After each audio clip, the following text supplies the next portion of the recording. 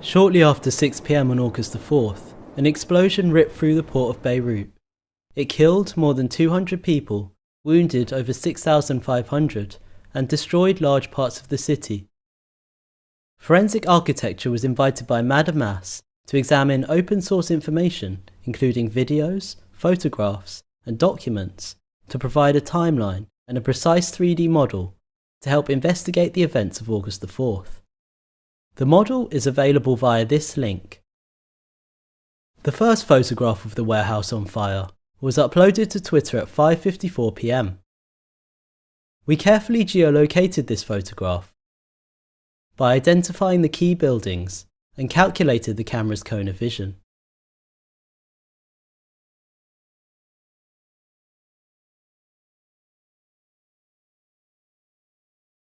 In this image, we identified the location of the source of the smoke plume at the northeast corner of Warehouse 12.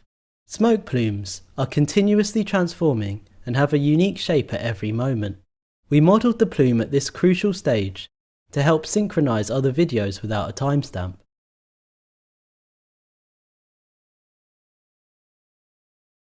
A video shot at around the same time from one of the balconies of the residential tower building shows the same source of fire clearly on the same side of the warehouse. The shape of the plume and the heat source suggests that the fire had evolved. Another video, starting at 5:58 p.m. from the nearby St. George Hospital, provides 10 minutes of uninterrupted footage of the warehouse. Within 2 minutes, the smoke thickens and its colour changes to a darker shade. According to Gareth Collett, a UN explosives analyst we consulted, this suggests that the material burning inside the warehouse has changed.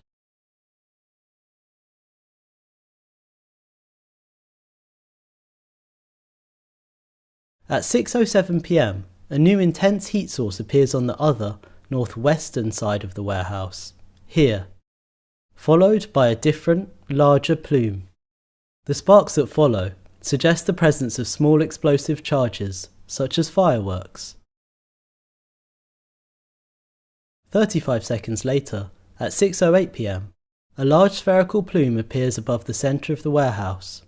According to the explosives analyst, the symmetrical shape of the sphere suggests that it's a single point explosion originating in one particular place within the warehouse, and it's possible that as little as half of the 2,750 sacks of ammonium nitrate stored inside detonated.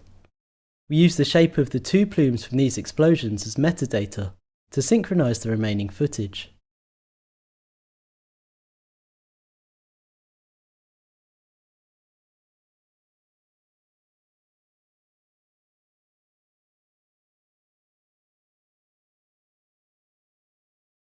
This video, taken from further back, provides an uninterrupted view of the events that followed.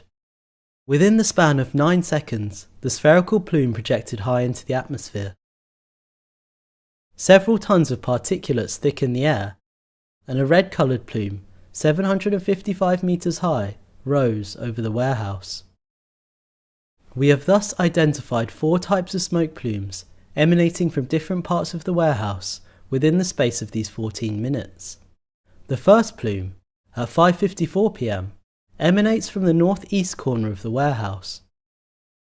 The second plume, at 6 p.m, is from the same source point but has a darker colour.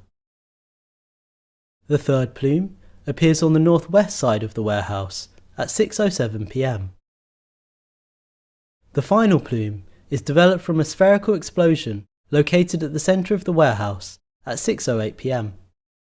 Each of these smoke plumes, with their distinct shape and colour, provide indications as to the arrangement of goods in the warehouse, the way the fire developed, and the layout of what was stored inside. A close-up examination helps in understanding the evolution of fire inside the warehouse. Early footage shows smoke leaking out of every opening, including the windows and the ceiling vents. From this point, at about 5:56 p.m, the temperature inside the warehouse started rising rapidly.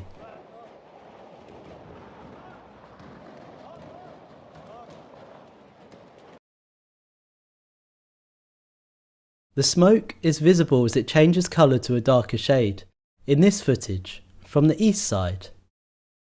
We stabilise the footage to reveal the full extent of the warehouse. The sounds of fireworks starts being heard at approximately 5:59 p.m. It shows that many windows and doors are shut. According to the expert, confinement creates hotspots, areas of high temperature in which ammonium nitrate can get close to its combustion point.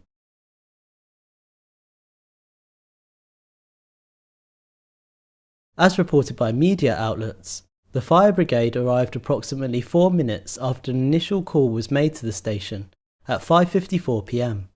In this footage, taken by the fire brigade on their arrival to the scene, the sound of fireworks continues to be heard.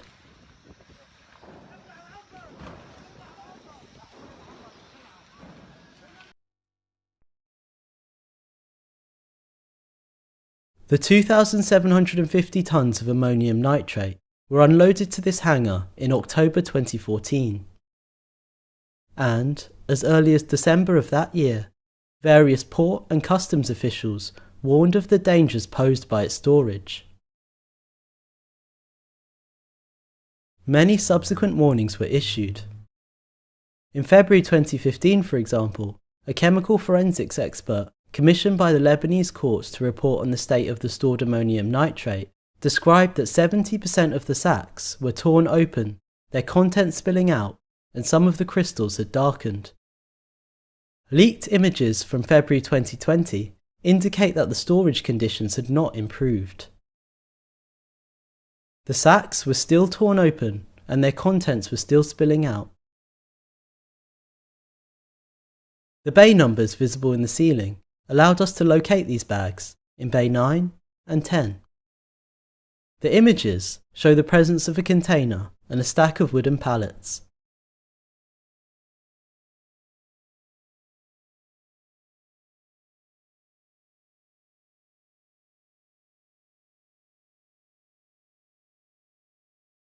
Another video, taken on December the 18th, released by news outlet Al Jadid, shows the state of ammonium nitrate bags stored at Bay 6 and surrounding Door 9.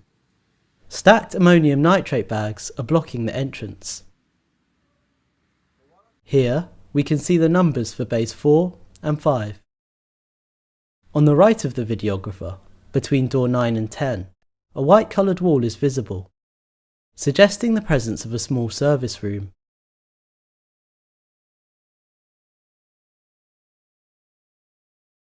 Together, these videos and images allowed us to map a total of 243 bags of ammonium nitrate in the space. Given the location of the source of the spherical plume, here at Bay 8, the remaining 2,507 bags of ammonium nitrate should have been stored here, occupying almost 2,000 metres squared of space.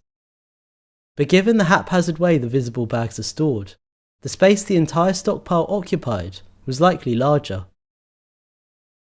News reports suggest that in addition to the ammonium nitrate, the warehouse also stored 23 tonnes of fireworks, 50 tonnes of ammonium phosphate, 5 tonnes of tea and coffee, 5 rolls of slow-burning detonating cord, and 1,000 car tyres. Each of these materials burns differently.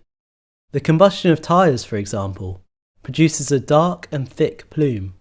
According to the explosives expert, it could correspond to the dark plume we had located on the northeast corner of the warehouse, so we placed the tyres roughly here. The expert also told us that the white plume that appeared on the northwest of the warehouse corresponds to the ignition of fireworks. We therefore placed the fireworks roughly in this corner.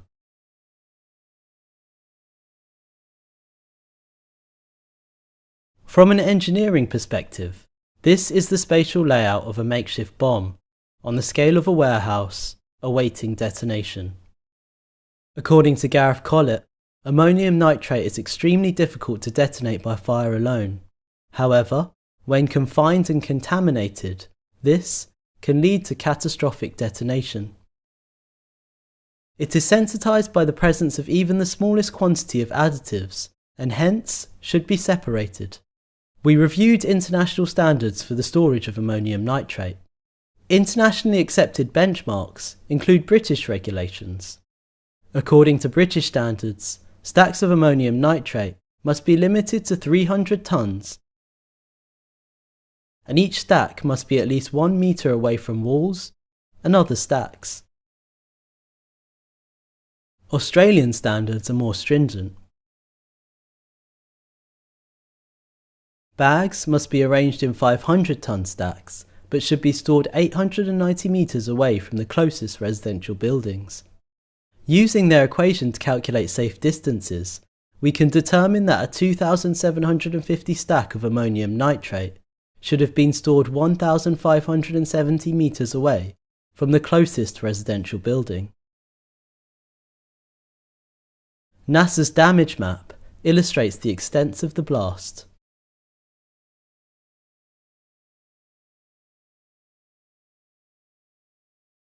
All these regulations prohibit the storage of combustible or explosive materials such as tyres or fireworks in proximity to ammonium nitrate.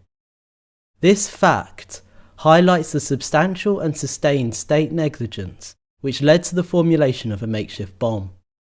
Around 1,000 of the survivors and victims' families have called for an independent investigation and public access to all relevant documents. As the search for political and economic accountability for the explosion of August 4th continues, forensic architecture and Madame Mass are making the model, the geolocated videos, and the source material used in the research publicly available via this link.